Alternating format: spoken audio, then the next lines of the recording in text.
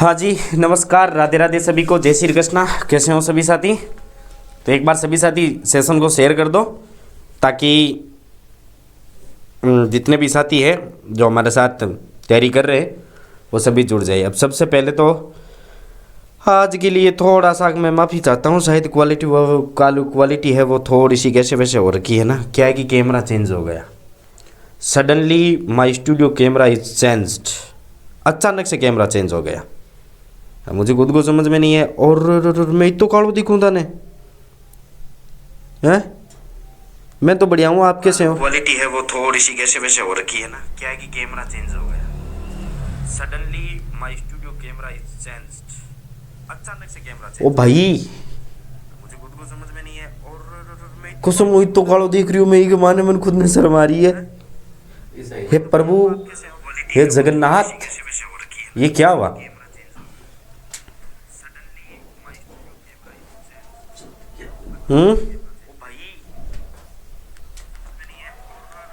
कसम हुई तो कालो देख रही हूँ मैं, माने मन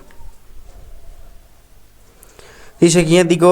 अब मैं कहीं बताऊँ थाने इसको किया दिखूँ, ऐसे थोड़ी चलेगा सर। संदीप सर अत्ता काला तो को नहीं, काले जरूर है पर वो बिना तो कालो तो को नहीं है। इसे किया दिखो गुरुजी, मैं थाने कहीं बताऊँ इसको किया दिखूँ। चलो कोई ना, जिसे दिखा भी सही है, देख लें, वरना फिर वो तो मंगवाना ही पड़ेगा फिर वो कैमरा। ऐसे थोड़ी होता है सर, ये तो बहुत ज़्यादा ब्लैक दिखाई दे रहा है ना। ऐसे थोड़ी होता है यार, क्या बताऊँ, मतलब कुछ फर्क नहीं पड़ा यार इसमें तो। चलो कोई ना, जैसा है वैसा कुछ देर बातें करते हैं। कोई ना, काला धोला तो इंसान को रूप हुआ करे, है ना। चलो फटाफट रिवीजन कर ले मैं एक बार है।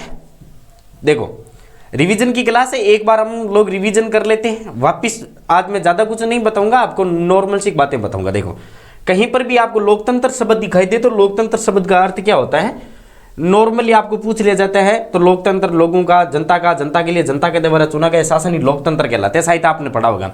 लेकिन एक बात देखो, हम लोग है ना थोड़ी सी राजनीति के संदर्भ में चर्चा करें तो मतलब लोकतंत्र वही है जहाँ विधायिका, जहाँ कार्यपालिका और जहाँ न्यायपालिका तीनों काम करती है। मतलब विधायिका कौन सी होती है, जो हम संसद बोलते हैं ना, कौन सी संसद के अंदर दो सदन, लोकसभा और राज्यसभा। कार्यपालिका के दो, स्थायी और अस्थायी, एक में नौकरशाही, एक में मंत्रिपरिषद, सारे के सारे होते हैं। उसके बाद न्यायपालिका को हमने दो पार्टों में डिवाइड कर रखा है, एक तो हमारी सुप्रीम कोर्ट, एक और हाई कोर्ट। सेंट्रल लेवल की बात करें तो सुप्रीम कोर्ट है, स्टेट लेवल की बात करते हैं तो ये कौन सी हो जाएगी, हाई कोर्ट हो जाएगी। नॉर्मल सी बात है, लगभग आप सबको ये चीज तो समझ में आ रही है, नहीं आ रही? पीडीएफ दिखाई दे रही नहीं दे रही है, मुझे ये बता दूं ओनली फॉर एक बार। बाकी कैमरे का करेंगे कुछ ना कुछ तो जुगाड़ करेंगे शाम तक, वरना ऐसे तो इतने काले तो वो बीनत तो कालो को नहीं है, इसको बिन थोड़ी मिला करे हर की ने। चलो देखो, भारत में दोहरी विधायिका है। कौन सी विधायिका है? दोहरी विधायिका। विधायिका का मतलब जानते हो क्या? भारत में दोहरी विधायिका है, मतलब ये जो हमारी संसद है ना, वो संसद भी दोहरी है। दोहरी कार्यपालिका है, कार्यपालिका भी कौन सी है? दोहरी है। संसद विधायिका, यानी संसद के भी देखोगे आप दो पार्ट है, कार्यपालिका के भी देखोगे तो कितने पार्ट हो जाएंगे आपके? दो पार्ट हो जाएंगे, ध्यान में रखना। लेकिन न्यायपालिका एकल है, ठीक है ना। न्यायपालिका एकल होने का मतलब है सुप्रीम कोर्ट हाईएस्ट है। ये जो हमारा संघीय न्यायालय है, कौन सा न्यायालय? संघीय न्यायालय। संघीय न्यायालय सिंगल है, हाईकोर्ट इसके अंडर में काम करता है। विधायिका डबल है, आपकी कार्यपालिका डबल है, लेकिन यहां पर न्यायपालिका एक ही है।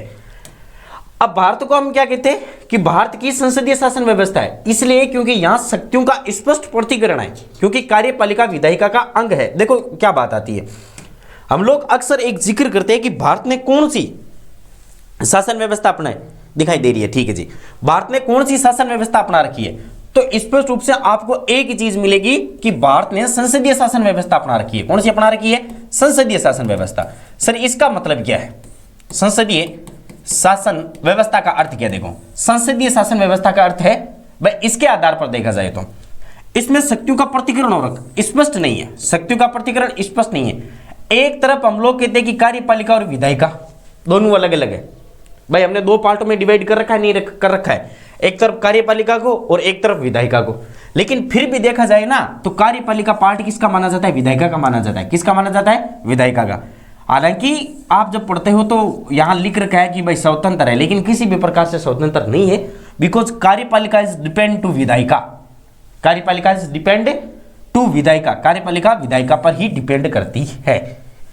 अमेरिका में अध्यक्षात्मक व्यवस्था है। कौन सी है? अध्यक्षात्मक। अध्यक्षात्मक का अर्थ होता है जहां आपको शक्तियों का स्पष्ट रूप से प्रतिकरण दिखाई दे, जहां आपको शक्तियों का स्पष्ट रूप से प्रतिकरण दिखाई दे, वो आपकी अध्यक्षात्मक कहलाती है। यहां विधायिका व कार्यपालिका का पूर्णतः अलग अलग है। देख लेना, अमेरिका का पूछा जाए आपको कुछ नहीं पूछा जाएगा, आपको पूछा जाएगा संसद है, संसद में बस इतना ही कर देना। यहां पर क्या हो जाएगा? कार्यपालिका डिपेंड करती है विधायिका पर, और यदि अध्यक्ष आत्मक पूछी जाए तो अध्यक्ष आत्मक के अंदर है, वो दोनों चीजें अलग अलग होती है। ठीक है टाबरू, आगे चला, नेक्स्ट बात करना। देखो अगली बात करते हैं। अगली बात के अंदर लिख रहा है कि यहां विधायिका का संसदीय मंत्री नहीं होता है अमेरिका में किसी भी प्रकार से। संविधान सभा यहां पर हमारी मोस्ट इंपॉर्टेंट चीज है, वो चीजें आपकी बाद में आएगी जब मैं आपको संसद वगैरह पढ़ाऊंगा ना, तो बहुत सारी चीजें आपके सामने आएगी। अभी ज्यादा कुछ नहीं है, हम राष्ट्रपति तक पहुंच चुके, उसके बाद आराम से चर्चा कर लेंगे। चलो, संविधान हमने पहले चर्चा की थी 1985 के अंदर, सबसे पहले 1995 के अंदर सबसे पहले बाल गंगाधर तिलक ने कहा था संविधान सभा होनी चाहिए। 1922 के अंदर गांधी जी ने कहा संविधान सभा होनी चाहिए, लेकिन संविधान सभा का निर्माण कौन करेंगे? भारतीय करेंगे, ध्यान में रख लेना। 1928 के अंदर हमने एक नेहरू समिति बनाई और इसके अंतर्गत हमने सबसे पहले संविधान सभा का प्रारूप तैयार किया था। ठीक है, किट्टू गोस्वामी, आलो सर जी आगे में आजा, वेलकम है था को भी। 1934 के अंदर एम.एन. रॉय ने संविधान सभा की मांग की थी। अब यहां से कुछ बातें आप रटने की कोशिश करो। सबसे पहले सर 1895 के बाद कुछ गौरव आयोगे में मैं भी तो गौरव दिखूं, लेकिन 8 मोबाइल के मान बहुत कालो दिखूं नहीं, ये कौन चाल है?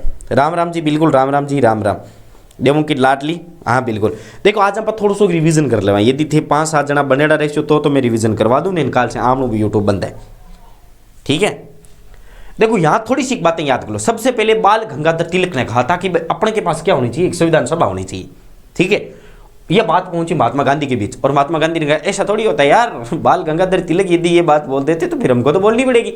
फिर कहा नहीं तिलक जी, ऐसा स्वीकार नहीं होगा, संविधान सभा होगी लेकिन उसका निर्माण भारतीय करेंगे। फिर अंग्रेजों के पास पहुंची, अंग्रेजों ने कहा आप अपना प्रारूप तैयार करो। हमने प्रारूप तैयार कर दिया था 1928 के अंदर। अब जैसे ही प्रारूप तैयार किया था नेहरू समिति ने। किसने किया था? नेहरू समिति ने। यह चीज भी आपको ध्यान में रख लेनी है। फिर 1934 इस प्रारूप समिति, ये जो प्रारूप है ना, इसको बेइज्जती करके निकाला था संसद के अंदर। एम.एन. रॉय ने संविधान सभा की मांग की। फिर देखो वापिस बात आ गई, 28 तक वापिस स्वीकार नहीं किया गया। एम.एन. रॉय ने फिर कहा कि नहीं, आई वॉन्ट टू संविधान सभा, हमारे पास भी एक संविधान सभा होनी चाहिए। गुरु 2-3 क्लास क्यों नहीं लगी? अब काहे बतावा देवों के देव महादेव जी, एक्चुअली में घर पे शादी थी, तो शादी की वजह से थोड़ा सा मैं डिस्टर्ब हो गया था। फिर इलेक्शन आ गए, फिर कल आने में भी तो टाइम लगा था, इसलिए क्लास नहीं हो पाई थी 2 दिन। उसके लिए मुझको देवों के देव जी माफ करना। एम.एन. रॉय ने कहा कि भाई संविधान सभा होनी चाहिए। अब इतने दिन तो देखो मजे की बात, देखो 1985 से लेकर के 1985 से लेकर के, सॉरी काई गुरुजी, अरे ब्याह में ठंडा गो नहीं रेटिंग रहा, ब्याह में थोड़ा सो मैं उग चुक हूं क्यों। 1895 से लेकर के, यानी बाल गंगाधर तिलक से लेकर के लगभग 1935 तक किसी भी प्रकार से संविधान सभा के लिए, किसके लिए? संविधान सभा के लिए, यहां पर किसी भी प्रकार से कोई भी पार्टी का सहयोग नहीं था। यानी किसी राजनीतिक पार्टी ने यह नहीं कहा कि भाई आपके लिए संविधान सभा होनी चाहिए भारत के लिए, किसी भी पार्टी ने नहीं।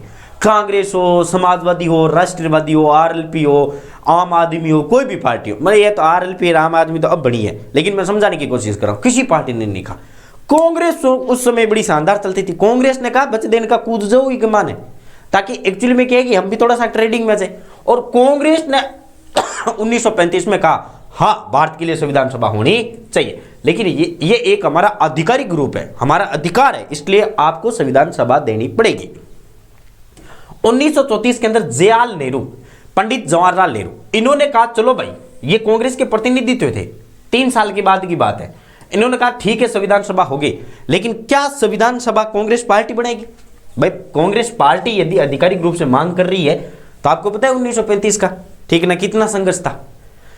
तो 1935 के अंदर इन लोगों ने कहा औपचारिक रूप से बातें, अनौपचारिक रूप से बातें, नेगेटिव पॉजिटिव सब बातें सामने आई। तो लोगों ने कहा यार कांग्रेस वाले तो ये अपने आप ही बिठा लेंगे।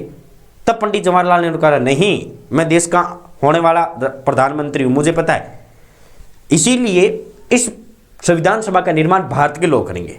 फिर एक दो जैसे मान लो मेरी तरह खड़े थे, पंडित जी कैसे करेंगे, किस सिस्टम के आधार पर करेंगे, उन्होंने कहा सिस्टम नया बनाएंगे। तो क्या कि भाई का सिस्टम है, और भाई का सिस्टम ये है कि लोग करेंगे, लोग करेंगे, इसका मतलब निर्वाचन हो रहा है भाई, जनता भागीदारी लेगी, इसका मतलब क्या हो रहा है, निर्वाचन हो रहा है। तो पंडित जवाहरलाल नेहरू ने 1938 के अंदर सबसे पहले कहा था कि ये सार्वभौमिक वैश्विक मतादान के दौरान निर्वाचित की जाएगी। किसके द्वारा निर्वाचित की जाएगी, सार्वभौमिक वैश्विक मताधिकार के आधार पर। हाँ जी, हेलो गुरुजी, good afternoon and hello everyone. बिल्कुल सुकून का रास्ता महादेव, ए देवों के देव महादेव, सुकून का रास्ता यार एक ही हो, अलग अलग हो। Hello SP. चलो, तो यहां तक आपको बेटा जी बात समझ में आई नहीं है, जल्दी से बता दो। यहां तक बात अगर समझ में आ गई तो फिर आगे चलते हैं। कुछ याद मत करना, कुछ भी, बस इतना सा याद कर लेना। 1895 में बाल गंगाधर तिलक, 1922 में महात्मा गांधी, 1928 में जेल नेहरू समिति, और 1934 में एम एन रॉय, 1935 में कांग्रेस, 1938 के मन पंडित जवाहरलाल नेहरू, जिसने सर्वप्रथम कहा था निर्वाचन होगा। निर्वाचन कौन करेगी, जनता करेगी। आगे बात समझ में चले आगे। उसके बाद कांग्रेस वालों ने कहा कि अब तो कैसे भी करके इंडिया वालों को संविधान सभा देनी पड़ेगी, संविधान सभा का गठन करवाना ही पड़ेगा। देखो इतनी यहां तक हमारी जो प्रमुख मांगे ना, सर हम अलग है, अच्छा आप अलग हो क्या, कोई बात कौन। अब उन्होंने दिया अगस्त प्रस्ताव 1940 के अंदर, और अंग्रेजों ने संविधान सभा की मांग को स्वीकार किया। अंग्रेजों ने जो अगस्त प्रस्ताव दिया था, फिर भी हमने उसको ठुकरा दिया। बहुत सारे ऐसे रीजन थे जिसकी वजह से हमने उसको ठुकरा दिया। उसके बाद आया क्रिप्स मिशन 1942 के अंदर। कब आया था, 1942 के अंदर। अब 1940 आ जाओ, 1949 के अंदर आपको पता है वर्ल्ड वॉर स्टार्ट हो गया था, हुआ था नहीं हुआ था। इन्होंने कहा आप हमें सैनिक दे दो फर्स्ट वर्ल्ड वॉर की तरफ, हम आपको संविधान सभा दे देंगे, हमने ठुकरा दिया। क्रिप्स मिशन के अंदर होगा कि भाई आप यहां पर मुख्यतः भारतीय होंगे, हमने भी ठुकरा दिया। हमें तो अपने पूरे के पूरे भारतीय चाहिए, इसलिए हमने दोनों प्रस्तावों को ठुकरा दिया। ये क्रिप्स वही है जो आगे जाकर के 1946 के अंदर कैबिनेट मिशन में आएगा। किस में आएगा, कैबिनेट मिशन के अंदर आएगा। ये चीज टाबरू याद में रख लेना। कैबिनेट मिशन के अंदर जो 3 सदस्य आए थे, उसमें से पहले आने वाले कौन से व्यक्ति है, हमारे क्रिप्स जी है, जिनको हमने ठुकरा दिया था, लेकिन फिर भी आ गया। बेइज्जती इनको स्वीकार है। आगे बात करें, 1946 के अंदर आया था कैबिनेट मिशन। कौन सा आया था, कैबिनेट मिशन। तो इतनी बात टाबरा था, समझ में आई को नहीं, जल्दी से बता दो। हम चलाएंगे एक पॉलिटिकल की क्लास, एकदम धीरे धीरे आराम से, आराम वाली क्लास भी चलाएंगे। गुड आफ्टरनून गुरुदेव जी, सुमित्रा जी, बिल्कुल गुड आफ्टरनून। ठीक है, आगे चर्चा करें। 1946 के अंदर कैबिनेट मिशन आया था। कैबिनेट मिशन देखो हुआ क्या था, 20 फरवरी 1946 के अंदर इंग्लैंड में चुनाव हुए थे, और वहां सरकार बनी थी एटली की। किसकी सरकार बनी थी, एटली की, ध्यान में रख लेना। और एटली ने कहा भारत को हम करेंगे आजाद। किसको आजाद करेंगे, भारत को। बात कब की है टाबरू, 46 की है, लेकिन इन्हीं का बाप बन गया था कब, 1945 में। और 1945 के अंदर एक बना था जिसको हम कहते हैं यूएनओ, ठीक है ना, यूएनओ ने घोषणा कर दी जितने भी देश गुलाम हैं उन सबको आजाद कर दो। और ये जैसे एटली के पास पहुंची, एटली तत्काल प्रधानमंत्री बना था। तत्काल का मतलब यहां पर क्या होता है पता है, अचानक से उन्हीं की सरकार आई थी। एटली ने कहा था कि भाई जून जुलाई 46 में संविधान सभा का चुनाव होगा। कैबिनेट मिशन आया था, कैबिनेट मिशन ने जुलाई से लेकर के अगस्त 1946 तक क्या करवा दिया था, चुनाव करवा दिया था। संविधान सभा का अप्रत्यक्ष निर्वाचन हुआ था, प्रत्यक्ष रूप से नहीं हो पाया था। बहुत सारी चीजें जनता प्रत्यक्ष रूप से लगभग जनता ने वोटिंग नहीं की थी। जिस प्रकार से आप अभी प्रधानमंत्री वगैरह का हम कर रहे नहीं कर रहे, प्रधानमंत्री वगैरह का करे नहीं करे, उसमें हमारा कोई दायित्व नहीं, लेकिन हमारे द्वारा चुने गए व्यक्ति दे रहे नहीं दे रहे, वो आपके अप्रत्यक्ष कहलाती है। प्रांतीय विधानमंडलों के जो निम्न सदन के सदस्य उन्होंने भाग लिया था, लेकिन पद्धति कौन सी रही थी, पद्धति थी अनुपातिक प्रतिनिधित्व पद्धति, एकल संक्रमणीय मत के द्वारा इनको क्या है चुना गया था। यह चीज पूछी गई है। 9 दिसंबर 1946, 9 दिसंबर 1946 को संविधान सभा की पहली बैठक हुई थी। इस बात को भूलने की कोशिश मत करो आप। 1946 9 दिसंबर 1946 को भारतीय संविधान सभा की पहली बैठक हुई थी, ठीक है। आगे बात करें तो ये इनका निर्वाचन था जो हमने बहुत बेहतरीन तरीके से। अब देखो अब आपको क्या याद रखना है, यहां पे छोटी मोटी बातें बताता हूं। 1946 यानी मार्च 1946 के अंदर कैबिनेट मिशन भारत आया था। कैबिनेट मिशन शिके, सॉरी कैबिनेट सिकेम, कैबिनेट में सीएम, सॉरी कैबिनेट मिशन जैसे ही भारत आया था, उसने देखा कि भाई साहब यहां पर तो 40 लाख जनसंख्या है, 40 करोड़ है। कितनी जनसंख्या है? 40 करोड़ जनसंख्या। अब कैसे करेंगे? तो उन्होंने कहा हम क्या कर रहे, निर्वाचन करवा रहे। क्या करवा रहे भाई? निर्वाचन करवा रहे। निर्वाचन हमेशा किस पर आधारित होता है? जनगणना पर। किस पर होता है? जनगणना पर। तब उन्होंने कहा कुछ नहीं है, हम एक काम करेंगे, 10 लाख लोगों पर, कितने लोगों पर? 10 लाख लोगों पर एक कैंडिडेट का चुनाव करेंगे, यानी 10 लाख लोगों पर एक राजनेता बिठाएंगे। कितने राजनेता? एक राजनेता। और इन्होंने इस आंकड़े के आधार पर, 40 करोड़ के आंकड़े के आधार पर टोटल संविधान सभा के लिए कितने सदस्यों को चुना था? 389 का। अब मुझे बताओ, अभी तक जो मैंने जितना पढ़ाया है उतना आपको समझ में आया या फिर नहीं आया?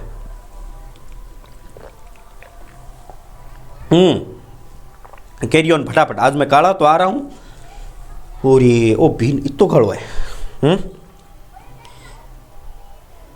अरे काई बताऊं पूजा भाकर जी, नाइटर मान का ये कैमरू कुमरू थोड़ा सो चेंज हो गयो, इन वास्ते प्रॉब्लम होगी, इश्यू होगी, वरना वो भी न तो कालो तो को नहीं इतो कालो आ रही हूं मैं। थान समझ में आवे तो हम काला धोला में कहीं है, ईश्वर को रूप ही दो दीड़ो है। हाँ जल्दी से बताओ, जितनी बातें मैंने पढ़ाई है वो समझ में आई नहीं? कैबिनेट मिशन तक आपको बातें समझ में आई नहीं आई? हाँ गुरु जी सर जी। आगे चला। अब जैसे ही टाबरू कैबिनेट मिशन भारत में आया था तो उसने आंकड़ा चुना 389 का।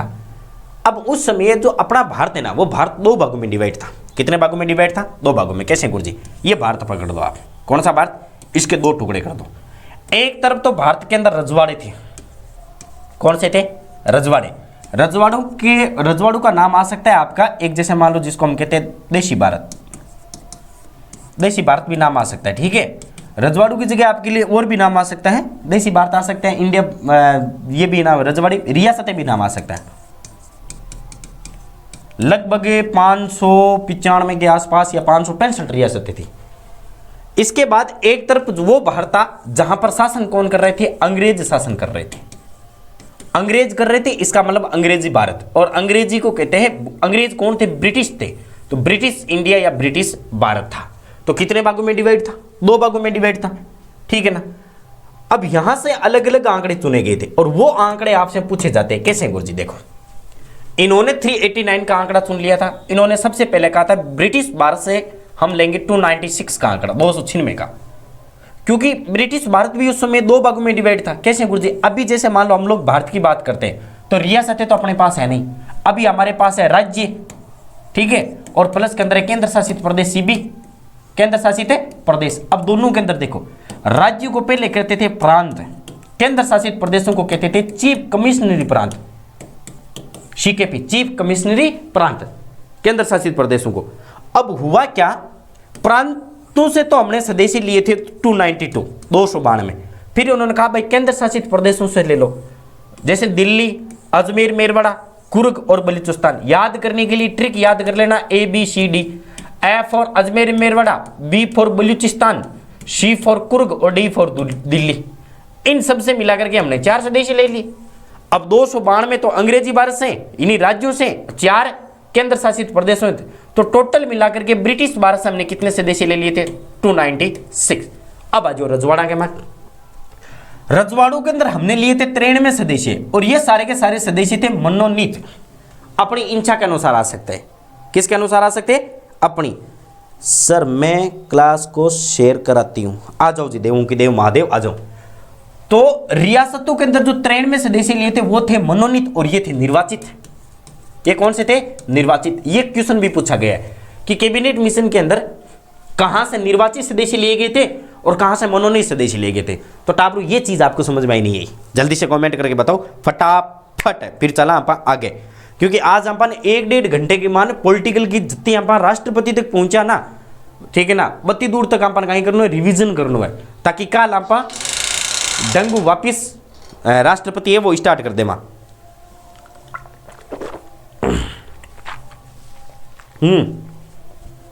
जल्दी से बताओ।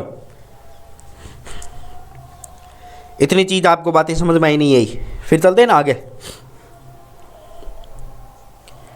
Sir I can not interest political science नहीं करो तो, यस सर। ओ आर पन्नू भी आगे गए, अर्थ तक आप बात समझ में आगे गए, आगे चला। हाँ यहाँ बोल दिया करो, कमेंट वोमेंट करता रहिए करो, यस सर, तक कहीं सर को सर मोटिवेट हो जावे, पढ़ाने के अंदर इंटरेस्ट आ जावे। अब आप बात करिए, देखो 2-3 बातें हैं जो कि मैं पहले भी समझाई, मतलब प्रति 10 लाख व्यक्तियों से एक प्रतिनिधि चुना गया था, ये चीज़ आपको ध्यान में रखना है। मुसलमानों की टोटल मुस्लिम लीग की है वो टोटल 78 सीटें थी, लेकिन उनके पास मिली थी कितनी, मात्र 33 सीटें मिली थी। ये चीज़ें छोड़ो, 210 सीटें सामान्य की, 208 कांग्रेस की, मुसलमानों की 73 सीटें निर्वाचित हुई थी, 78 थी, 78 में से 73 हुई थी, 208 यहाँ पर कांग्रेस के सदस्य थे। अब जितनी सीटें थी ना 368 में, उसमें से कांग्रेस के 208 थे, 210 सीटें सामान्य को मिली थी। छोड़ दो, ये चीज़ ध्यान में रख लेना। संविधान सभा के अंदर महिलाओं की संख्या कितनी थी, 15 थी। संविधान सभा में महिलाओं की संख्या कितनी थी भाई, 15 थी। इस चीज़ के बारे में ध्यान में, मैं तो कभी से हूँ यही हूँ, अच्छा जी बिल्कुल। संविधान सभा में टोटल महिलाओं की संख्या कितनी है, 15, ये ध्यान में। गांधी जी वे, अब देखो यहाँ पर आपको 2 फैक्ट याद करने हैं। क्या क्या याद किया हमने, मुझे बताओ 395 का आंकड़ा कहाँ से, जल्दी से बताओ।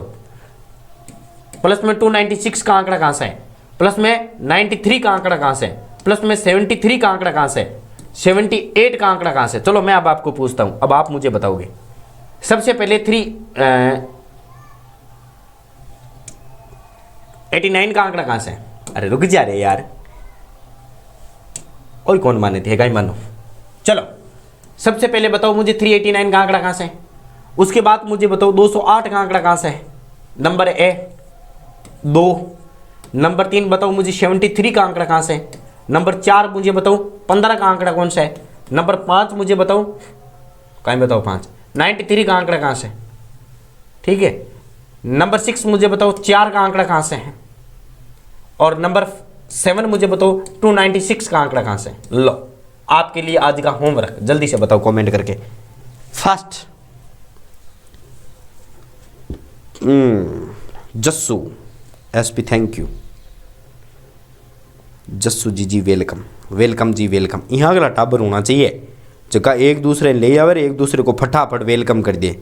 ये कौन से सर है, आज तो सर बहुत काले काले दिखाई दे रहे, पहचान मत करो सर की। चलो मुझे बताओ, अब देखो ऐसे आंकड़े आएंगे और पूछा जाएगा आपसे कि ये लो जी ये आंकड़े, और अब बताओ ये संविधान सभा के कौन से आंकड़े। तो टाबरू देखो यहाँ पर आपको कौन सा ध्यान रखना है। हमने क्या बात की थी सर, कैबिनेट मिशन के द्वारा टोटल कितना रखा गया था संविधान सभा के लिए, 389 का आंकड़ा। 208 अभी हमने चर्चा की है सामान्य, कांग्रेस की सीटें थी, कितनी थी, कांग्रेस की। 73 का आंकड़ा मैंने क्या कहा था, 73 का आंकड़ा मुस्लिम लीग का था, किसका था, मुस्लिम लीग का आंकड़ा था। यानी संविधान सभा में 389 की जगह 73 आदमी कौन से बैठेंगे, 73 बैठेंगे मुस्लिम लीग के। 15 संविधान सभा में महिलाओं की संख्या थी, किसकी संख्या थी, महिलाओं की संख्या थी, ये चीज भी ध्यान में रखना है। 93 हमने कहा था कि सर देशी रियासतों की संख्या है, किसकी है, देशी रियासतों की, 4 चीफ कमिश्नरी प्रांत की। उसके बाद 296 ये आपके अंग्रेजी भारत की है, किसकी है, अंग्रेजी भारत की। चलो तो ये चीज आपको कहीं ना कहीं समझ में आई या नहीं आई, जल्दी से बताओ। 73 मुस्लिम लीग, बिल्कुल एकदम सही बात है। एक बार पूछा गया था कि मुस्लिम लीग के लिए टोटल सीटें कितनी आवंटित हुई थी, वो 78 हुई थी, लेकिन संयोगवश इनको 73 मिल पाई, क्योंकि जो बाकी सदस्य थे वो कांग्रेस में मिल गए थे। उन्होंने कहा नहीं, आई कैन नॉट एक्सेप्ट, इसलिए हम आपको एक्सेप्ट नहीं करते। तो ये चीजें आपकी थोड़ी सी ध्यान में रख लेनी है, ठीक है। अब आ जाओ नेक्स्ट, चलो नेक्स्ट बात करते हैं। देखो संविधान सभा का हमने गठन कर दिया, संविधान सभा का हमने चुनाव कर दिया। ओदर पर्सन था ना इनमें, अरे ओदर पर्सन नहीं थे, 15 थी महिलाओं की संख्या, ठीक है। अब हमने संविधान सभा का गठन कर दिया बढ़िया शानदार तरीके से। अब करते हैं उद्घाटन, और पहला उद्घाटन किया गया था 9 दिसंबर 1946 को। कब किया गया था, 9 दिसंबर। कुछ बात याद रखना, 9 दिसंबर को पहली बैठक हो रही है, इसका मतलब इसका उद्घाटन दिवस भी कब मनाया गया था, इसी दिन। संविधान सभा का उद्घाटन भी इस दिन हुआ था, श्री गणेश भी इस दिन हुआ था। संविधान सभा की यह पहली बैठक मानी जाती है। सच्चिदानंद सिन्हा को अस्थायी अध्यक्ष बनाया गया था। क्या बनाया गया था, अस्थायी अध्यक्ष। सर अस्थायी और स्थायी में फर्क क्या होता है, अस्थायी मतलब टेम्परेरी, स्थायी मतलब परमानेंटली। तो टेम्परेरी इसलिए बनाया था क्योंकि हमने परमानेंटली कोई सदस्य नहीं चुना था। और पहले दिन कौन सा होगा भाई, भूल गए होंगे 9 दिसंबर से पहले 8 दिसंबर को। तो उन्होंने कहा भाई चलो हम एक बार सच्चिदानंद सिन्हा को क्या बना देते हैं, इसका अस्थायी अध्यक्ष बना देते हैं। तो 2-3 बातें याद करना। पहली बैठक 9 दिसंबर को अस्थायी सदस्य चुना गया था, इंपॉर्टेंट बात है, ठीक है ना। और क्यों चुना गया था, कभी कभी बुच्चुकुला क्वेश्चन आता है, तो बुच्चुकुला क्वेश्चन के लिए, बेबी क्वेश्चन के लिए यहाँ इतना लिख लेना, ये वरिष्ठतम व्यक्ति थे, इसलिए उनको अस्थायी सदस्य चुना गया था। 9 दिसंबर के बाद हमारी जो दूसरी बैठक हुई थी वो हुई थी 11 दिसंबर को। कब हुई थी? 11 दिसंबर। वैसे 10 दिसंबर को भी हुई थी, लेकिन 10 दिसंबर को शायद किसी की डेथ होगी तो वो सारे के सारे वहां चले गए थे। बस हाँ, जो नए आए हैं ना वो एक बार चैनल को सब्सक्राइब भी कर देना।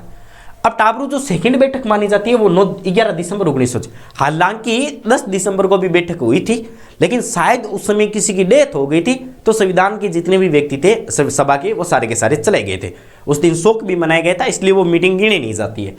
10 दिसंबर 1946 को संविधान सभा की दूसरी बैठक मानी जाती है। कौन सी बैठक मानी जाती है? दूसरी। डॉक्टर राजेंद्र प्रसाद को संविधान सभा का अध्यक्ष निर्वाचित किया गया था। देखो कितनी बड़ी बात आती है, क्या किया गया था? निर्वाचित। निर्वाचित का मतलब जानते हो क्या होता है? निर्वाचित का मतलब होता है वोटिंग प्रक्रिया के द्वारा। वाकायदे सभी के समक्ष एक बात रखी गई थी कि भाई किसको निर्वाचित करना है, किसको बनाना है। वोटिंग हुई थी, जो सबसे ज्यादा वोट मिले थे वो किसको मिले थे? राजेंद्र प्रसाद राठौड़ को, सॉरी डॉक्टर राजेंद्र प्रसाद जी को। और राजेंद्र प्रसाद जी स्थायी सदस्य बन गए थे। एस.सी. मुखर्जी को उपाध्यक्ष नियुक्त किया गया था। ये चले थे 16 जुलाई 1948 तक, और उसके बाद वी.टी. कृष्णमाचारी को दूसरा उपाध्यक्ष बनाया गया था। ये लाइन रटो तो रट लेना, लेकिन कोई जरूरी नहीं है।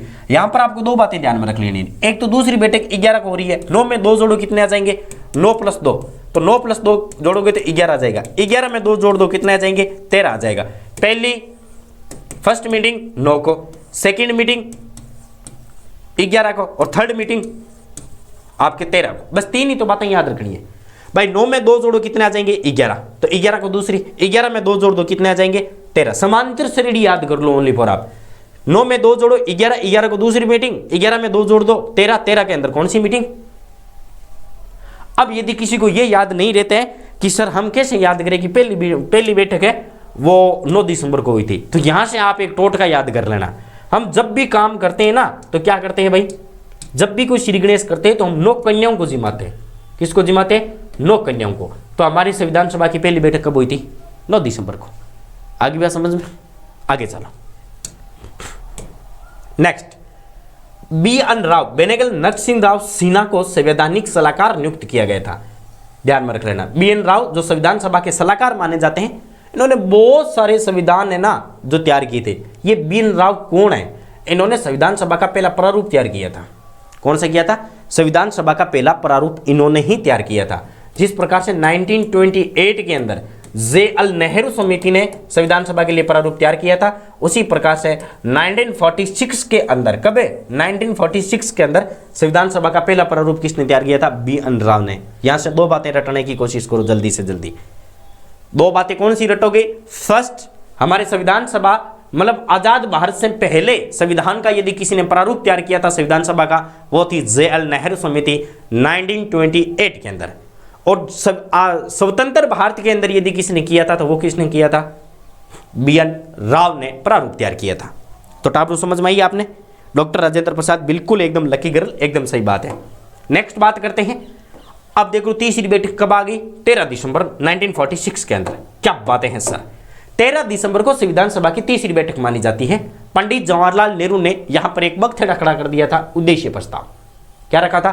उद्देश्य प्रस्ताव। सर व्हाट इज दिस उद्देश्य प्रस्ताव? बेटा जी आ जाओ। आप जब भी संविधान पढ़ते हो तो संविधान के अंदर पहले पेज पर आपको कुछ लिखा रहेगा, दैट इज प्रस्तावना। दैट इज ए प्रस्तावना। प्रियम्बल कहते हैं उसको, क्या कहते हैं? अंग्रेजी तो मुझे आती नहीं है। तो ये जो प्रस्तावना है ना, इस प्रस्तावना का जो पहला नाम था वो था उद्देश्य प्रस्ताव। कौन सा था? उद्देश्य प्रस्ताव। इसी उद्देश्य प्रस्ताव को बाद में नाम चेंज करके क्या रख दिया गया था? प्रस्तावना रख दिया था। समझे?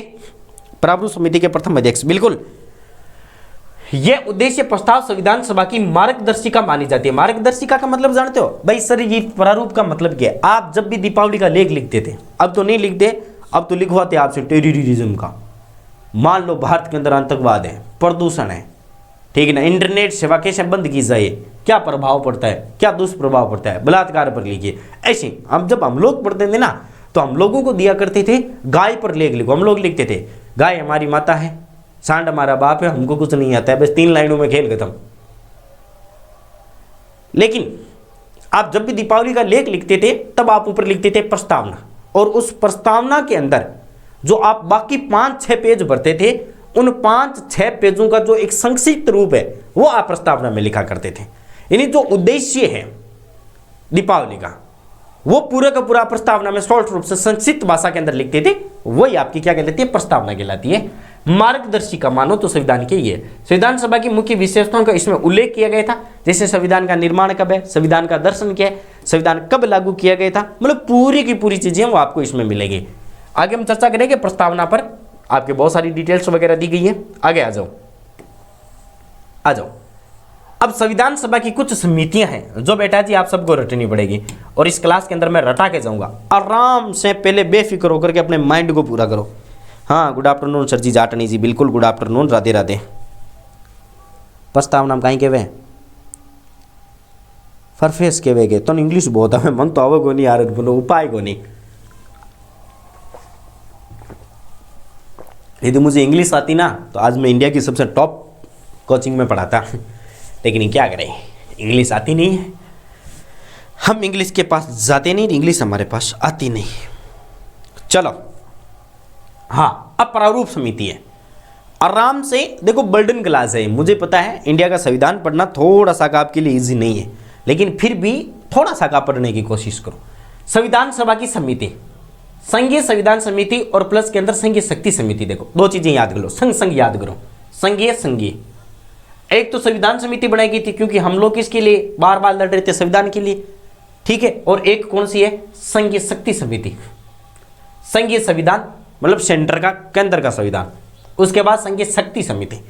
संविधान पढ़ोगे तो आपको क्या चाहिए, शक्ति चाहिए, तो संविधान शक्ति, संघीय संविधान प्लस के अंदर कौन सी, संघीय शक्ति समिति। इसके थे जे.एल. नेहरू। कौन से थे, जे.एल. नेहरू। अब इसको भी याद करने का तरीका बताऊं, देखो संघ का मतलब होता है केंद्र, और केंद्र के अंदर सबसे ज्यादा किसकी चलती है, प्रधानमंत्री की, और हमारे देश के पहले प्रधानमंत्री कौन थे, पंडित जवाहरलाल नेहरू। तो आप जवाहरलाल नेहरू को एक तो शक्ति प्रदान कर दो, एक संविधान प्रदान कर दो, तो पंडित जवाहरलाल नेहरू, 2 समिति पूरी। प्रांतीय संविधान समिति वल्लभ भाई पटेल। चलो देखो कैसे, प्रांत का मतलब क्या होता है, राज्य। प्रांत का मतलब क्या होता है, राज्य। एक बात आप पढ़ते हो, बहुत इजी है, I like political, thank you. देखो, एक बात आप ध्यान में रख लेना, जब भी आप इंडिया का संविधान पढ़ोगे तब आपको एक बात मिलेगी, क्या चीज मिलेगी कि सर, कि देशी रियासतों को भारत में मिलाने का जो सबसे बड़ा श्रेय जाता है वो किसको जाता है, वल्लभ भाई पटेल। देशी रियासतों को भारत में मिलाना, देशी रियासतें मतलब राज्य ही मान लो भाई, अब वर्तमान के अंदर राज्य ही मान लो, ठीक है ना। राज्यों के अंदर चक्कर लगा रहे थे कौन, वल्लभ भाई पटेल। तो प्रांत मतलब राज्य समिति या राज्य संविधान समिति या प्रांतीय संविधान समिति, इसके थे डॉक्टर वल्लभ भाई पटेल। अब ये आपके हो गई, इसमें एक और जोड़ दो, टोटल मिलाकर के 3 पूरी हो गई। उसके बाद देखो, हमारे संविधान में मूल अधिकार है, अल्पसंख्यक, जनजाति क्षेत्र, ठीक है ना, आंशिक जो आपके बाहरी क्षेत्र है, इनकी समिति, ठीक है। अब ये जो 4 नंबर समिति है ना, उसको आप बहुत भागों में डिवाइड करना पड़ेगा। एक तो आपके मूल अधिकार, एक आपके अल्पसंख्यक, एक आपके जनजाति क्षेत्र, एक आपके आंशिक जो बाहरी क्षेत्र है उनकी समिति।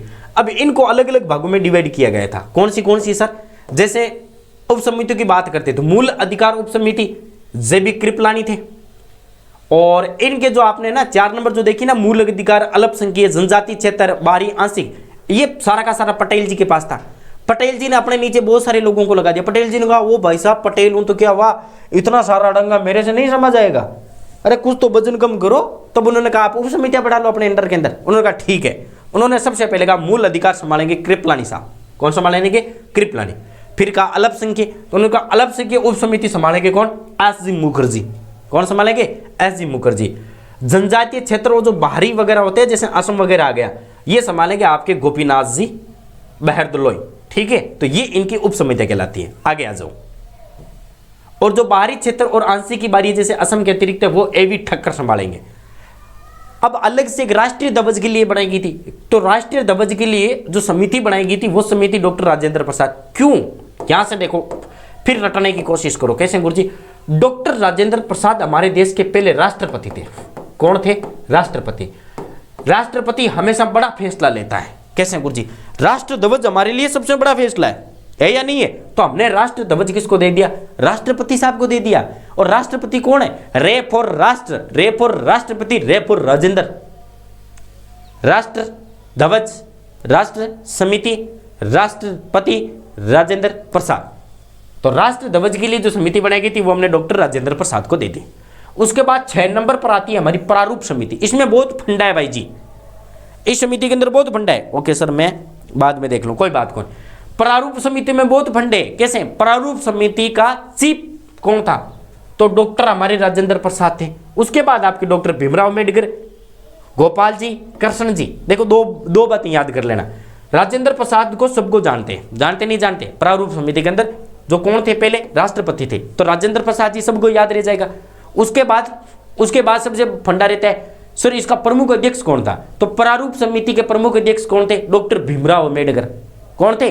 डॉक्टर भीमराव अम्बेडकर। क्योंकि संविधान सभा का जनक किसको कहा जाता है? जनक और जननी डॉक्टर भीमराव अम्बेडकर को। तो हमने कहा कि भाई साहब क्यों ना इन्हीं को दे दिया जाए। हमने डॉक्टर भीमराव अम्बेडकर को क्या बना दिया था? अध्यक्ष बना दिया था, यानी जिसको हम कहते हैं चेयरमैन। वो आपको याद होगे, नहीं भूलोगे, मुझे गारंटी है 101% नहीं भूलोगे। उसके बाद हमने कहा सर कृष्ण जी को सिमरो, तो कृष्ण जी स्वामी को सिमर लिया। कृष्ण जी का क्या कहते हैं हम? गोपाल जी, गोपाला करते हैं। तो कृष्ण जी और गोपाल जी 4 याद हो गए। उसके बाद मोहम्मद सादुल्ला, KM मुंशी और N माधव राव। कोशिश करो रटने की। मोहम्मद सादुल्ला, एक मुसलमान चाहिए नहीं चाहिए? हमने मोहम्मद सादुल्ला को रख दिया। उसके बाद हमें कुछ न कुछ राइटर चाहिए, तो KM मुंशी और N माधव राव। ये प्रमुख आपके क्या थे? इस प्रारूप समिति के अध्यक्ष थे। उसके बाद TT कृष्णाचार्य भी आए थे, ठीक है ना। माधव राव के बाद बील मित्र आ गए थे, कृष्णाचार्य की जगह DP खेतान साहब आ गए थे। ये चीजें भी थोड़ी सी ध्यान में रख लेना। उसके बाद है इंडियन स्टेट, उसके आपके JL नेहरू थे। स्टेट की बात करते हैं राज्य की, तो राज्य के कौन हो जाएंगे? JL नेहरू। अब बताओ मुझे, समितियां आपको थोड़ी बहुत भी याद हुई नहीं हुई? जल्दी से बताओ, कमेंट करके बताओ आपको समिति थोड़ी बहुत याद हुई नहीं हुई? देखो इस क्लास का मकसद क्या है?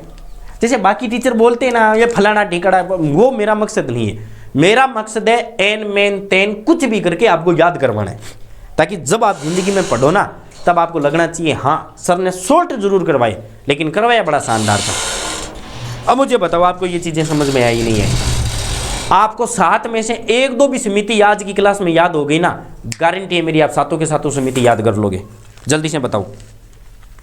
और फिर भी आपको याद ना हो ना तो 1 बार 2-3 बार ना इनको आप लिखने की कोशिश करो। मैं रिवीजन क्लास क्यों लगाता हूँ पता है? मैंने जितना सिलेबस नहीं करवाया उससे ज़्यादा मैंने रिवीजन क्लासें ले ली, और मैं चाहूँ तो सिलेबस की क्लासें ले लो, पर मुझे पता है एक बार करवाने से कुछ नहीं होगा। हम लोगों ने रटा है तो आपको भी रटवाएंगे। जल्दी से बताओ यस सर, ऐसे एकदम खुशी के साथ बोला करो यस सर, तब क्या है कि सर को भी थोड़ा इंटरेस्ट आए। हाँ काला बहुत आ रहा हूँ सर मैं, उपाय नहीं है, मस्त कुछ नहीं है। अब बात हाँ मैडम मैसेज कर देसी आज तो गुरुजी काला ओ मानो भी इन तो बनी પછી तो मैसेज कर देसी, यानी चले आगे चर्चा करें। अब एक बार वापिस देख लो आप 2 मिनट के अंदर देखो, आंख बंद करो। आंख बंद करके सबसे पहले देखो हमने क्या कहा था, संघीय संविधान समिति, ठीक है। संघीय शक्ति समिति कौन होता है? प्रधानमंत्री, चिपका दो पंडित जवाहरलाल नेहरू। प्रांत हमेशा हमने राज्य किसको दिए थे? हमने दिए थे डॉक्टर सरदार वल्लभ भाई पटेल को, तो वल्लभ भाई पटेल जी चिपका दो। मूल अधिकार ये इतना आपको नहीं पूछा जाएगा, ये जो उप समिति है ना वो बहुत कम पूछी जाएगी, लेकिन इतना रख लेना भाई मूल अधिकार है, अल्पसंख्यक जनजाति है, इनका सारा का सारा फंडा हमने किसको दे रखा था? पटेल जी को दे रखा था। पटेल जी कौन? सरदार वल्लभ भाई पटेल। तो बस जोड़ दो भाई, प्रांत में फिरेंगे, लोगों से मिलेंगे, लोगों को जानेंगे, लोगों को जानेंगे, बस याद हो गए ना भाई। प्रांतीय संविधान, प्रांत का मतलब होता है राज्य, राज्य में फिरेंगे नहीं फिरेंगे? राजस्थानी शोल्डर, सपनों की दुनिया, गुड आफ्टरनून सर, बिल्कुल गुड आफ्टरनून भाई। देखो सीधी सी बात है, प्रांत का मतलब होता है राज्य, राज्य में कौन फिर रहे भाई? राज्य में फिरेंगे हमारे पटेल जी। पटेल मुखिया होता है नहीं होता है? आपने जनजातियां पढ़ी है तो मुखिया होता नहीं होता है, पटेल जी फिरेंगे। अब पटेल जी मूल अधिकार को जानेंगे, जनता के बीच जाएंगे तभी तो उनको पता चलेगा, जनता के बीच जाएंगे तभी तो उनको पता चलेगा अल्पसंख्यक कौन है, जनता के बीच जाएंगे तभी उनको पता चलेगा जनजाति क्षेत्र कौन से। तो बस 2 का पटेल जी होगी। अब पटेल जी ने अपने नीचे बहुत सारी ब्रांचें खोल रखी थी। आगे आ जाओ, उसके बाद 5 नंबर पर राष्ट्रीय ध्वज, रैप और राष्ट्रपति, राष्ट्रपति कौन थे? डॉक्टर राजेंद्र प्रसाद। प्रारूप के अंदर ये आ जाओ, डॉक्टर भीमराव अम्बेडकर के बाद डॉक्टर राजेंद्र प्रसाद, उसके बाद कृष्णा जी को गोपाल जी कहते हैं। उसके बाद हमने एक मुसलमान चुना था, मोहम्मद, मुझे याद होगी, ठीक है ना। उसके बाद हमें एक चाहिए, क्या? राइटर चाहिए, बढ़िया लिख दे, के मुंशी साहब, तो के मुंशी हो गए। के मुंशी के बाद माधवराव जी और प्लस के अंदर टी कृष्णमाचारी। बस 2-3 बातें याद रखनी है। हुई नहीं हुई जल्दी से बता दो, मजे से याद करो। क्लास को ऐसे लगाओ, गुड आफ्टरनून सर जी, रौनक खटाना जी, बिल्कुल गुड आफ्टरनून। क्लास ऐसे चलनी चाहिए कि हाँ सर बिल्कुल आपने जो पढ़ाया है वो याद हो गया। लेकिन हाँ, गुड मॉर्निंग जीजू, गुड मॉर्निंग। अब मैं आपको एक चीज और बता दूं, ये प्रारूप समिति के सदस्य आपसे पूछे जाएंगे। अब कैसे रटोगे? हमने 2-3 बातें बताई थी आपको। देखो, प्रारूप समिति डॉक्टर राजेंद्र प्रसाद और डॉक्टर भीमराव अम्बेडकर, इन दो को तो आप भूल ही नहीं पाओगे। हमने कहा कृष्ण जी का उपनाम गोपाल जी है। गोपाला करते नहीं करते, ठीक है ना, आ जाओ। उसके बाद हमने कहा एक मुसलमान चाहिए, हमने क्या कर दिया? मोहम्मद साहब को ठरका दिया। हमने कहा एक कवि भी चाहिए, कवि कौन थे? के मुंशी, सब जानते हो, ठीक है ना। उसके बाद देखो, कृष्ण जी के बहुत सारे उपनाम हैं। कृष्णा से 2 चीजें याद कर लेना, एक तो कृष्णा स्वामी अय्यर है, एक कृष्णमाचारी है, ठीक है ना। और एक इनको हम क्या कहते हैं? माधव कहते हैं। क्या कहते हैं? माधव। आपने नाम सुना हो तो, कृष्ण जी को माधव भी कहते हैं, एक तो माधव एंड माधव। बस अब मुझे बताओ, आपको ये स्वदेशी याद हुए नहीं हुए? गोपाल जी, कृष्ण जी, एक तो कृष्ण स्वामी है, एक कृष्णचारी है। बस कृष्ण स्वामी, कृष्णचारी। उसके बाद हम कृष्णा जी को क्या कहते हैं? गोपाल जी। गोपाल जी के बाद हम कहते हैं माधव जी। उसके बाद एक हमारे राइटर होने चाहिए, कवि होने चाहिए, के मुंशी। और के मुंशी के बाद एक हमारे मुस्लिम भी तो थे, मोहम्मद सादुल्ला। बस याद हो गया मुझे। आगे चलो। उसके बाद इंडियन स्टेट जो कमेटी थी, उसके जेल नेहरू बना दिए गए थे। चलो, अब हम जितनी भी समितियां पढ़ रहे थे, उसमें जो मोस्ट इंपोर्टेंट हमारी जो समिति है वो होती है प्रारूप समिति। क्योंकि प्रारूप समिति ने क्या कर दिया था? डन सर, बिल्कुल। प्रारूप समिति ने क्या किया था? संविधान सभा का प्रारूप तैयार किया। जैसे ही प्रारूप तैयार किया, प्रारूप तैयार करने के बाद जितने भी प्रारूप समिति के अंदर सदस्य थे, उन्होंने कहा संविधान सभा के अंदर, उन्होंने कहा आप अपना प्रारूप पेश कीजिए। तो प्रारूप समिति ने संविधान का अंतरिम प्रारूप, अंतरिम का मतलब अंतिम प्रारूप तैयार किया था कि भाई अब डन कर दो, इससे ज्यादा हम कुछ नहीं कर सकते। समक्ष किया। संविधान सभा ने 3 पाठन में संविधान पारित किया था। संविधान का पूरा प्रारूप तैयार किया। प्रारूप तैयार करने का मतलब बेटा जी, इसका यह मतलब नहीं है कि वो पहले दिन तैयार करेंगे दूसरे दिन रख देंगे। नहीं, जब तक हमारा संविधान बनकर के तैयार नहीं हुआ था तब तक प्रारूप चल रहा था। और अंतिम बार हमने इसका पाठन किया था, प्रथम बार किया था 4-5 नवंबर 1946 को, ध्यान में रख लेना। द्वितीय पाठन किया था 15 से लेकर के 1949 तक। तृतीय पाठन किया था यहां से लेकर के 1949 26 नवंबर तक। अंतिम पाठन ये है, अंतिम पाठन यही कहलाता है, ठीक है। 4 से लेकर के 9, 15 से लेकर के 17, 15 नवंबर से लेकर के 17 अक्टूबर 1949 और 14 नवंबर से लेकर के 26 नवंबर 1949 तक तृतीय पाठन किया था। देखो, हालांकि ये चीज आपको नहीं पूछी जाएगी, मुझे कन्फर्म पता है, ये चीज आपसे नहीं पूछी जाएगी। आपको ये पूछा जाएगा कि संविधान सभा ने हमारे संविधान का पाठन कब तक किया था। तो पाठन कितनी बार किया था संविधान सभा ने? 3 बार किया था। टोटल मिलाकर के कितनी बार किया था? 3 बार पाठन कर दिया था, ठीक है। जैसे आप अभी हम लोग कर रहे हैं ना रिवीजन क्लासें, वैसे ही। आगे चलो।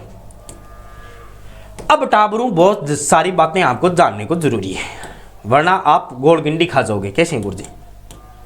अभी हमने कहा था कि सर तीसरी बार जो पाठन हुआ था वो अंतिम पाठन हुआ था 26 नवंबर 1949 को। कल ही आया है। आज कितनी तारीख है? 28 है। 2 दिन पहले कौन सा था? 26। और 26 26/11, इतना याद कर लो। कौन सा? 26/11।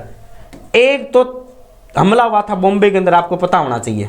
कौन सी होटल थी? कमेंट करके बताना। और एक इसी दिन 26 नवंबर 1950 के अंदर हमने हमारा क्या रखा था? संविधान तैयार किया था पूरा रूप से। संविधान पूर्ण रूप से तैयार किया गया था, ये ध्यान में रख लेना है। संविधान पूर्ण रूप से तैयार किया था। अब उस दिन बहुत सारे लोगों ने कहा कि यार इस दिन संविधान लागू कर दो, लेकिन किसी ने कहा नहीं, ज्यादा हम लागू नहीं करेंगे। खुशी थोड़ी थोड़ी होना तभी मजा आता है। तो 26 नवंबर 1949 के अंदर संविधान सभा ने संविधान की अंतिम रूप से पारित किया, अंतरिम रूप से पारित किया था। समझने की कोशिश करो, 26 नवंबर 1949 को हमने संविधान है वो अंतिम रूप से पारित किया था। अंतिम रूप से करने का मतलब ये कि भाई अब हमारा संविधान है वो तैयार हो गए, अब इससे ज्यादा संविधान हम तैयार नहीं करेंगे और अब हम संविधान को लागू करेंगे। इस दिन संविधान को अंगीकृत, अधिनियमित और आत्म अर्पित किया गया था। ये लो, आप एसएससी जीडी के पेपर देखना, एसएससी जीडी, मैं कहता हूं 10 में से 8 पेपर में ये क्वेश्चन पूछा गया है कि हमने हमारा संविधान अंगीकृत, अधिनियमित और आत्म अर्पित कब किया था। एसएससी जीडी के क्वेश्चन में। और आप पुराने आरएस के पेपर उठा लो, पुराने आरएस के पेपर, कलेक्टर साहब के पेपर में पूछा गया, लो आईएएस के एग्जाम में पूछा गया क्वेश्चन है, हमने हमारे संविधान को अंगीकृत, अधिनियमित और आत्म अर्पित कब किया था। किस दिन किया था? 26 नवंबर 1949 को किया था। कब किया था? 26 नवंबर 1949 को। ठीक है सर, आज तो 27 है। आज 27 को नहीं, आज 28 है। यहाँ कहीं करे सपाई, आज 27 है कि बड़वागड़े वो 28 कर रहा कि ओ जनबो का लियो 26 26/11 का ली ताज होटल पर उड़ो। इसी दिन 284 सदस्यों ने हस्ताक्षर किए थे। देखो अब मैं थाने एक बहुत बड़ी शानदार बात बताना रहा हूं। 26 नवंबर को हमने संविधान को क्या किया था? अंगीकृत, अधिनियमित और आत्मर्पित। इसी दिन टोटल संविधान पर कितने सदस्य ने हस्ताक्षर किया था? 284 ने। अब आ जाओ, आपको 284 नहीं पूछा जाएगा, आपको या तो पूछा जा सकता है फर्स्ट और या पर पूछा जा सकता है लास्ट, फर्स्ट और लास्ट। अब मुझे बताओ फर्स्ट किसने किया था, लास्ट किसने किया था? इंपॉर्टेंट बात आती है। मैं कुछ बातें आपको यहां पर बताना चाहता हूं। शायद आपने एक कहावत सुनी होगी, 27 ही, हाँ 27 ही है।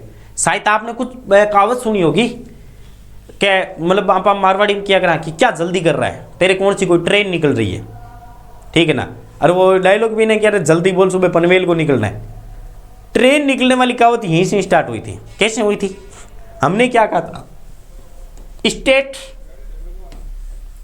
के कौन थे? जेल नेहरू। कौन थे? जेल नेहरू। पंडित जवाहरलाल नेहरू को कहीं जाना था, तो जैसे सुबह सुबह उद्घाटन हुआ, सुबह सुबह ऑफिस खुलते, कहा कि भाई फटाफट साइन कर दो कौन कौन संविधान को चाहता है। तो हमने क्या कर दिया, पंडित जवाहरलाल नेहरू ने कहा कि भाई मुझे कहीं पर जाना है, इसलिए पहले साइन मैं करूंगा। और पंडित जवाहरलाल नेहरू ने यहाँ पर अपना पहला साइन कर दिया था। उसके बाद सब सदस्यों ने कर दिया। और जो आपको पता है घर का मेन सदस्य होता है वो क्या करता है? वो सबसे लास्ट के सबको खाना खिला करके खाना खाता है। और हम किस घर की बात कर रहे हैं? कैबिनेट मिशन की, संविधान सभा की। संविधान सभा के मेन कौन थे? तो संविधान सभा के आपके मेन थे डॉक्टर राजेंद्र प्रसाद। राजेंद्र प्रसाद ने अंतिम साइन किया था। क्या किया था? तो फर्स्ट पंडित जवाहरलाल नेहरू और अंतिम डॉक्टर राजेंद्र प्रसाद। अब देखो इस दिन जो संविधान है वो अंतरिम आंशिक रूप से लागू हुआ था। कौन सा हुआ था? आंशिक। आंशिक का मतलब होता है छोटा, स्मॉल, यानी छोटा, थोड़ा सा छोटा। इस दिन हमने संविधान के 15 अनुच्छेद लागू किए थे। कौन से अनुच्छेद लागू किए थे? 15 अनुच्छेद। और एक 380 नंबर अनुच्छेद के अंदर इन 15 अनुच्छेदों को लागू करने की प्रक्रिया बताई गई थी। तो 15 तो जो हमने लागू किए थे और एक वो अनुच्छेद है जिसके तहत हमने ये इस 15 अनुच्छेदों को लागू करवाया था। तो टोटल मिलाकर के हमने कितने लागू किए? 16। अब गुरुजी 16 आ जाए 15 आ जाए तो कौन सा राइट करेंगे? यह भी तो बात है कि सर अब यदि 15 अनुच्छेद आगे 16 आगे तो कौन सा राइट करेंगे? आपको दो आंकड़े मिले ना, 15 + 1, तब तो आपको 16 करके आना है। और कहीं पर 16 ना मिले तब आपको 15 करना है, कहीं पर 15 ना मिले तब आपको 16 करना है। आगे बात समझ में? आगे चलो। अब कौन से थे? 5, 6, 7, 8, 9 नागरिकता के संबंधी थे। एक राष्ट्रपति को शपथ दिलानी थी, तो राष्ट्रपति का हो गया। आर्टिकल नंबर 60 राष्ट्रपति की शपथ की बात करता है, ठीक है ना। आर्टिकल नंबर 69 उपराष्ट्रपति की शपथ की बात करता है, ठीक है। निर्वाचन वगैरह थे 324, 366, 67 निर्वाचन यानी स्पष्टीकरण की बात करते हैं। बाकी आपके 379, 80, 88, 91, 92, 93। देखो अब मैं था ये चीज़ें भी रटा दूँ, मैं था रटा छू सारी चीज़ें। देखो कौन सी बात आती है? हमने कितने आर्टिकल लागू किए? 15 किए। कितने किए? 15। 5 कौन से हो जाएंगे? 5, 6, 7, 8, 9 नागरिकता संबंधी 5 अनुच्छेद स्पष्ट आपको याद हो जाएंगे। Article number 5, article number 6, article number 7, article number 8 और 9।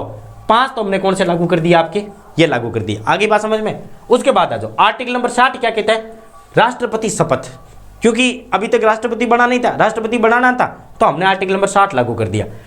आर्टिकल नंबर 324 जो निर्वाचन आयोग की बात करता है, निर्वाचन आयोग जानते हो आप सभी, निर्वाचन आयोग 324 क्या कहते हैं, निर्वाचन आयोग, निर्वाचन आयोग लागू कर दिया। उसके बाद निर्वाचन यानी स्पष्टीकरण की बात करते हैं तो 66 और 67, 366 और 67। अब आ जाओ टुकड़ों में कर लो, 379 80, ठीक है, 88 91 92 और 93। रटने की कोशिश करो, 5 6 7 8 9 नागरिकता लागू कर दी। आर्टिकल नंबर 60 राष्ट्रपति की शपथ 6 हो गए। 324 निर्वाचन आयोग, 324 निर्वाचन आयोग, 366 और 67 स्पष्टीकरण। उसके बाद यहां तक आपको याद हो गए। 66 के बाद आ जाओ 79 और 80, दो टुकड़ों में बांट लो, 79 और 80। उसके बाद 88, 88 के बाद छोड़ दो 91 पर आ जाओ, 91 के बाद 92 और 93। अब मुझे बताओ ये 15 अनुच्छेद आपको याद हुए नहीं हुए, कौन से लागू किए गए थे? कंटिन्यू जल्दी से बताओ मुझे।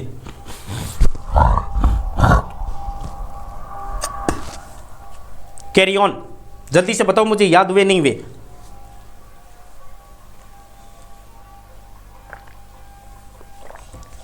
सर चाले को डोगरो कीड़ो है भजन, जल्दी से बताओ मुझे, फटाफट बताओ, याद हुए नहीं हुए?